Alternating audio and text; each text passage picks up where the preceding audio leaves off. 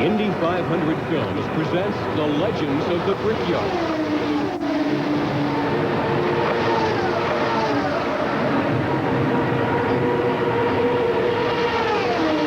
Almost 70 years after Gaston Chevrolet won the 1920 Indianapolis 500, Chevrolet is trying to reach victory circle again in the form of a relatively new power plant. Hi, everyone. I'm Larry Newman. And I'm Bob Jenkins. Back in 1978, a new engine called the Cosworth finally broke the hold of the Offie and has not lost at Indianapolis since then. And while the engine and the winning car owner were new, the driver was a familiar legend of the Brickyard. So strap on your helmet and let's drive back in time to the 1978 Indianapolis 500. The Indianapolis Motor Speedway in the springtime. The cold, harsh winter is gone, and everywhere the lush green of new growth brings life again to the 70-year-old birthplace of American racing. Soon, there is the sound of racing engines, and the competitive spirit, which is the key to automotive progress, begins to grow as speeds climb higher and higher.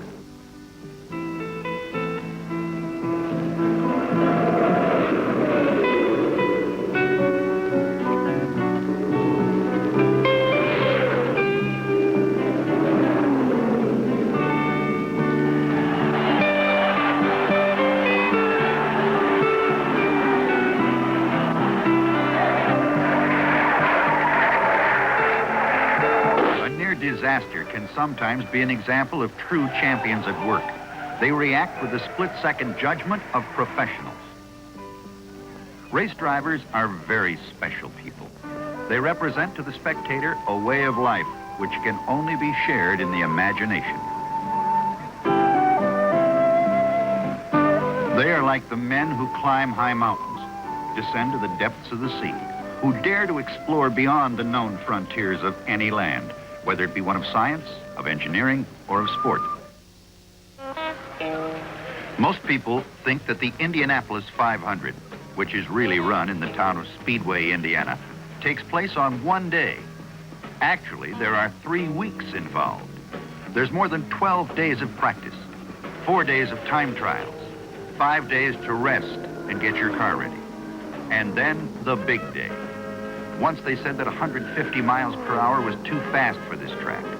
Now they're running over 200. Competition made it possible. The Lady Janet must tell Merlin the magician, George Bignati, why her iron horse won't steer left. Communication between driver and crew has always been a problem, but nowadays two-way radio keeps the mechanic in touch with his driver wherever he is on the 2.5-mile oval. Imagine having a conversation while you're driving 200 miles per hour. It's qualifying time, final. The flagman, Pat Bedan, communicates with the United States Auto Club official by hand signals. He's telling Pat that the car is coming around out of the northwest turn. And there it is. Johnny Rutherford, the 1974 and 76 winner from the Kingdom of Fort Worth, is on his way. He drives 4 laps, 10 miles, and averages over 197 miles per hour. That's good for the race.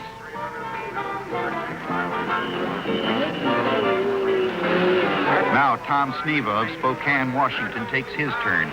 He was the first man in history to drive one official lap over 200 miles per hour here at Indianapolis, and that was last year. There were more than 250,000 people to witness that historic moment, and as many or more now watch him try to beat his own record. His fastest lap was over 203 miles per hour. All 4 laps are over 200. The average is 202.156, and it looks like that's the speed to beat for anyone wanting to take the pole starting position away from him.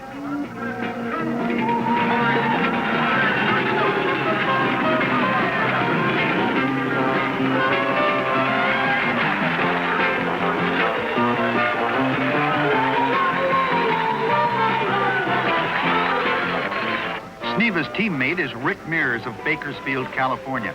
He's an off-road racing star and an Indianapolis rookie. His speed of 200-plus miles per hour is pretty good for a man more used to dodging rocks, cactus, and stray burros. And now the Lady Janet, Guthrie, takes the flag. It's her fastest yet, over 190 miles per hour.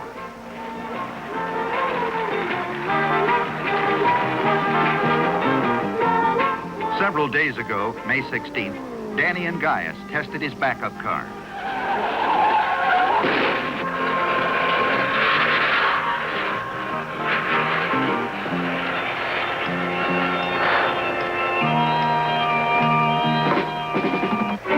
It was a shattering experience for Danny and Gaius and his friend Parnelli Jones, and a reminder that a split second is enough time to destroy a $100,000 car.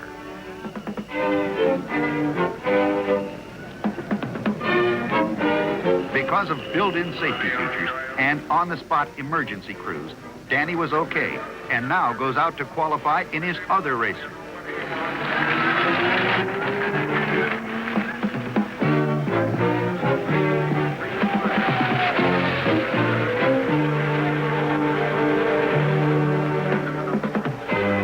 Two of his laps were over 200 miles per hour. Two were slightly under. But it looks like the starting front row will be Tom Sneva, Danny and Gaius, and Rick Mears.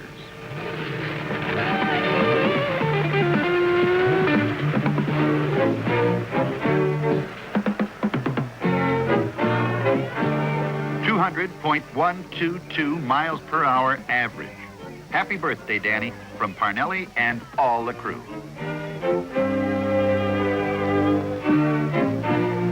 The only four-time winner in history, A.J. Foyt, is having mechanical problems which keep him from that pole starting position. Once upon a time, there were two brothers named Unser from the kingdom of Albuquerque. Their names were just plain Bobby and Al. You don't get to be Sir until you've driven in the 500. Every year, they came to a tournament held on a mountain in Colorado. They were very good. In fact, their whole family, father, uncle, and two brothers, won the hill climb so often that many people today call it Unser's Mountain instead of its real name, which is Pikes Peak. At any rate, this was in 1960, and Al Unser's first time on the hill. He was second to Bobby's first.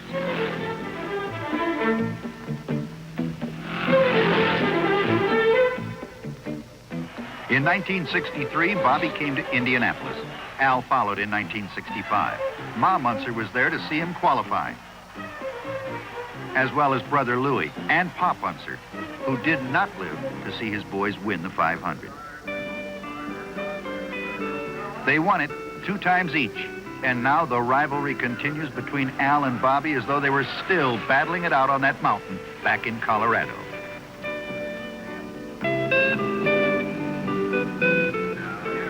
Al's speed average is 196.474, which wins the 5th starting position. And history shows that 3 former wins have come from that same position.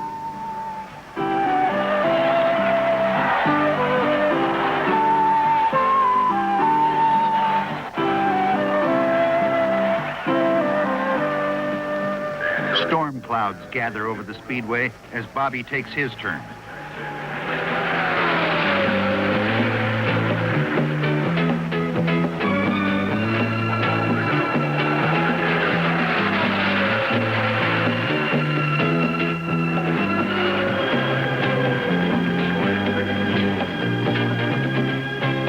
Finishes his 4-lap run in the rain. The speed is 194.658.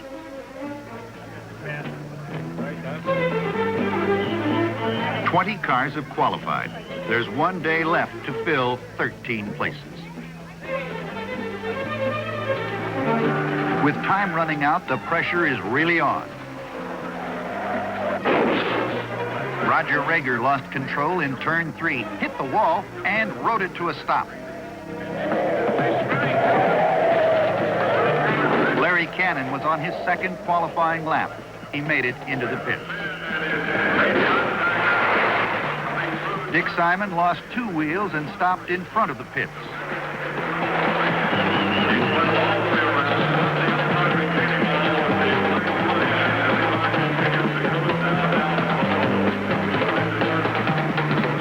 Now, A.J. Foyt makes his bid for the race.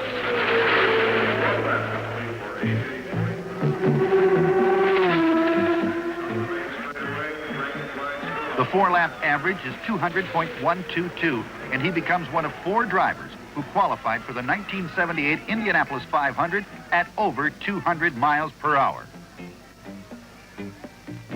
In 1978, Rick Mears became the first rookie in 22 years to win a starting spot in the front row. Since then, only one other rookie has duplicated that feat.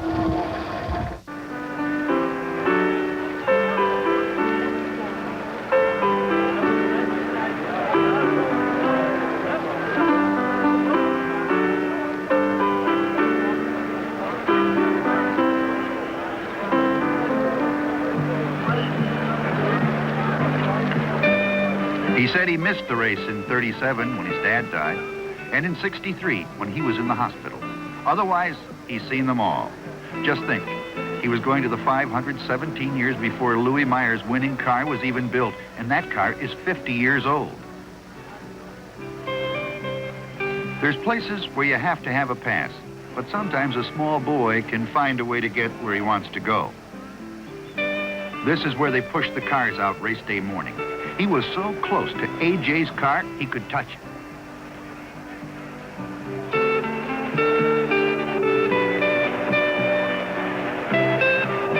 There's Al Unser's car, and all the others lining up for the race.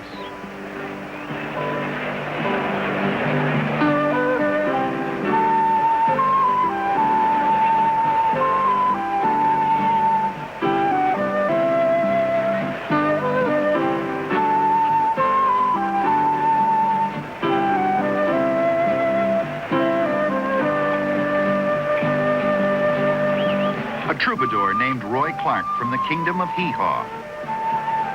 The Lady Linda and her court.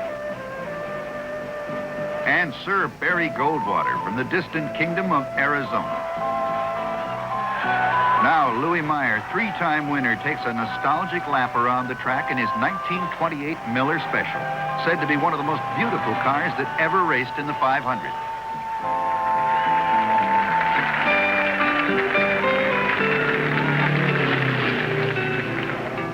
Now the cars are lined up.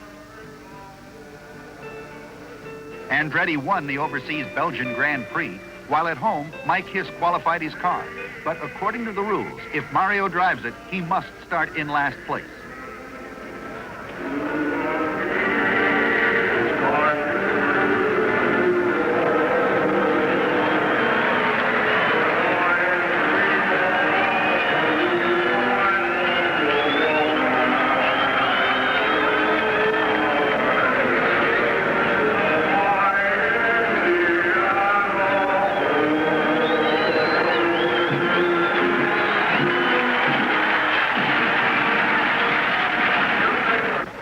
This is the great moment for Mary Hullman, who will speak the immortal words made famous by her late husband, Anton Hullman. The widow of Mr. Tony Hullman, Mrs. Mary Hullman.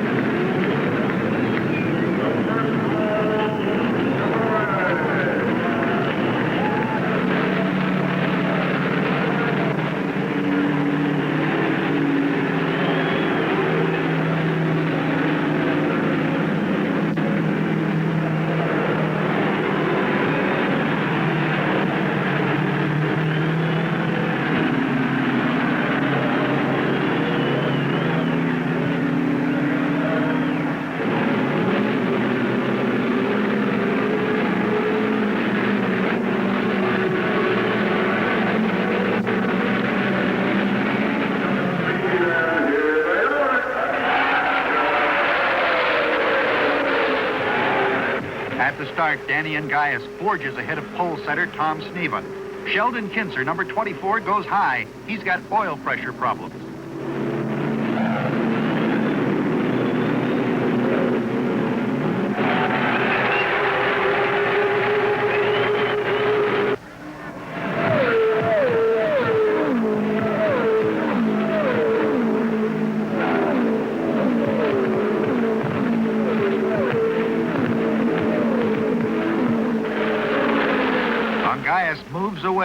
Sneva second, John Cock third, Rutherford fourth, Al Unser fifth, Krisiloff sixth.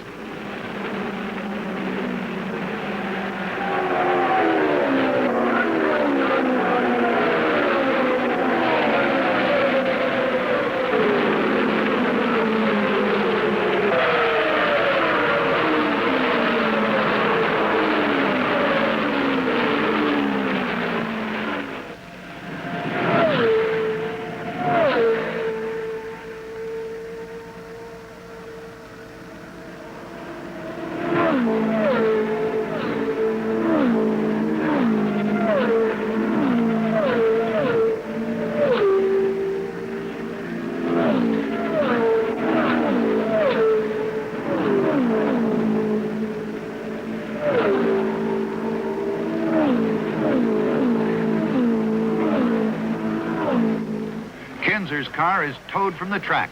The yellow light is on for the moment. Ungaius continues to lead.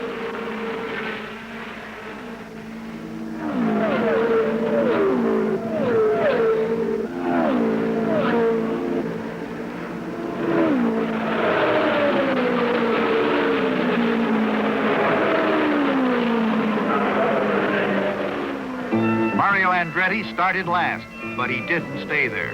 By the 10th lap, he's running in the middle of the pack. Mario Andretti's career at Indy has certainly been riddled with frustration, and strangely his record shows he seems to finish better starting at the back of the field than when he starts up front. Tom Sneva clings like a shadow to Danny Ungaius.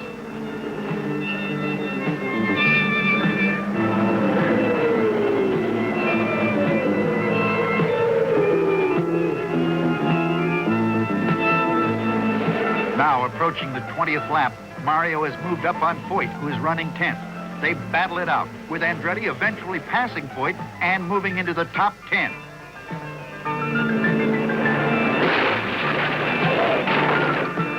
It's the 24th lap, and that was too close for comfort.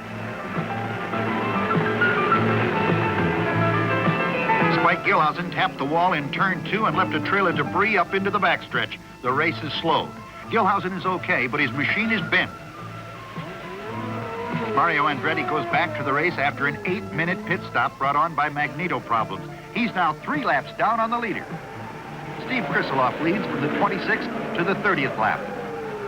Tom Sneva leads for 1 lap. Then it's Ungaius from the 32nd to the 75th lap. He dropped to second as Al Unser took the lead, but never lost sight of the front runner.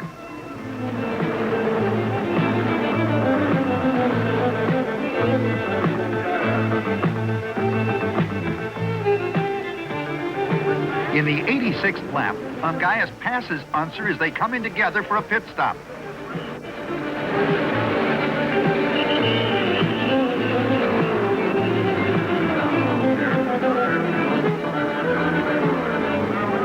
Unser gets away first by 10 seconds and holds his lead over Ungaius.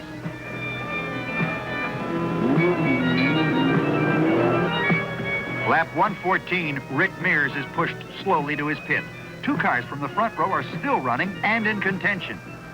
The 140th lap, it's still Al Unser with Ungaius behind. Jim McElreath, winner of the first California 500, pulls in. He's all through, but in a moment he has company. Danny Ungaius, just seconds behind the leader, heads for the pits. His car has a broken turbocharger rotor, which spells the end to his bid for an Indianapolis 500 win for 1978.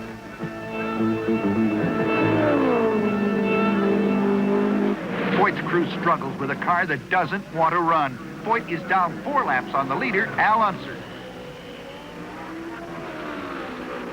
Janet Guthrie is hanging on, running in the top 10. And Al Unser continues to dominate with Tom Sneva running on the same lap in second. Suddenly, there's the white flag. 199 laps finished, 1 to go for the leader. And here he is, Al Unser, taking the checkered flag for his 3rd win.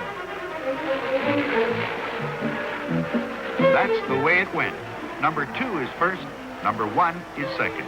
Tom Sneva pulls in after starting and finishing exactly as he did in 1977. But the attention is for Janet Guthrie. She is 9th in the race, and that's almost as great as winning.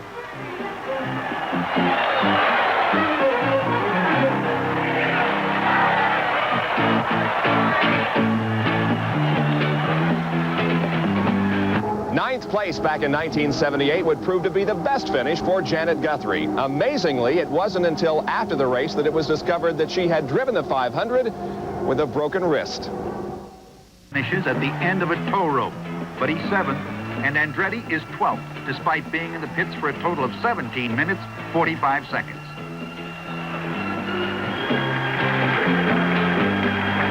Now here's Al Unser, who has just joined that small, exclusive club of 3-time Indianapolis winners, which include Louis Meyer, Wilbur Shaw, Maury Rose, and A.J. Foyt, who upped them all by 1 last year.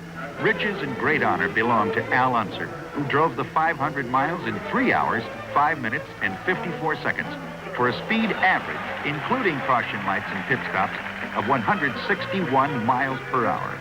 His prizes total $290,363, and that almost makes getting to be 39 worthwhile.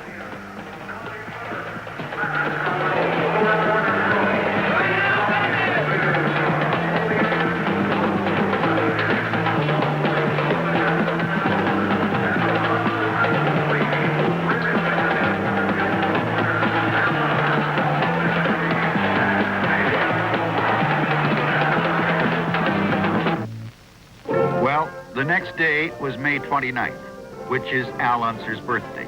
And Danny came out to the track to wish him a happy birthday. You see, the winner of the 500 always poses for pictures the morning after the race. And Al said, "Danny, how would you like to sit in my race car?" And he said, "Oh boy, would I ever."